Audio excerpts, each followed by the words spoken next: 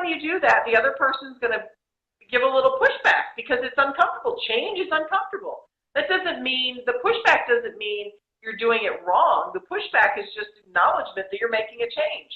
So if you're transparent about that and you model that for the other person, it's, again, it's just a conversation. You know, when you say no and you see your boss go like, what the, wow, I know this is different, right? You're used to me saying yes when you ask me to stay. Remember what, last month when we had that conversation, I told you I was putting in boundaries? This is kind of what it looks like. And then stop talking. So transparency really is the key to keeping people knowing that you're going to be making changes. Okay. Lucretia says, and also we say yes because we are afraid of the consequences of saying no. Yes, I've done that too. Yes. The consequences of saying no. You're going to hear a temper tantrum if it's a child, or if it's your husband, they're going to be like, what? What do you mean? I wanted to do this, and I told you so. And you're like, well, I'm sorry. Something came up, and I have to work, or I have to do this, and I have to do that. And it kind of, I don't know, with my personality, with my passive aggressive personality, and I'm working on that too, because I realize that I can't continue to say yes and diminish myself. And I have been working on this for almost 10 years, and I'm getting a whole lot better at saying no. But how do I quickly say no and not go all the way around the block and come back and go in through the park and come back and then say no?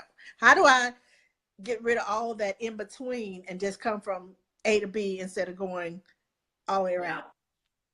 Well, I will tell you, practice, practice, practice. And you have to change your inner dialogue, because that's what keeps you trapped. It's what's inside your head.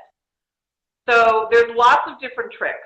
So you can use progressive affirmations. People laugh at this, but there's brain science that shows this works. So progressive affirmation, you know, we all know what an affirmation is, but most of the time when you say one, you think in your head, yeah, right, really, seriously. So I don't do affirmations because it's false. What I do is progressive affirmations. So if you're trying to say no more, it might sound, rather than say, I am a strong person who sets strong boundaries. If that's not you, your inner dialogue is just laughing at you at that point. So a progressive affirmation may be, I'm going to choose more and more to try and set good boundaries. Okay. So all you're doing is putting your intention out there.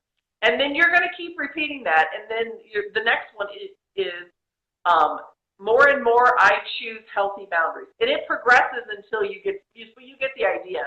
And so affirmations can be really helpful. So instead of the negative voice saying, if you say no, this person's going to get mad, or what kind of person says no, just literally turn that off. Think of it as an outside voice, an outside dial that you can turn down, and you can choose to replace it with something else.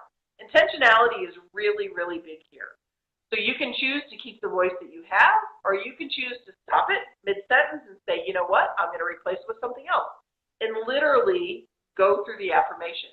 And it rewires your brain. If you're into brain development and how your brain works, it's really interesting. Because what you do the most is what is easily accessible to you. That's why saying no is so hard, because the less that you do it, the harder it gets. The more you do it, your brain says, hey, let's connect these pathways. Let's get this to be her first reaction rather than her last. And so practice really does make a huge difference. Dan Siegel talks about fear extinction. And so when you have that, oh my God, I can't do this, you know, that sort of panic attack right before you're going to say no, your brain can actually help you work through that. Everybody's laughing because, yeah, we all have that.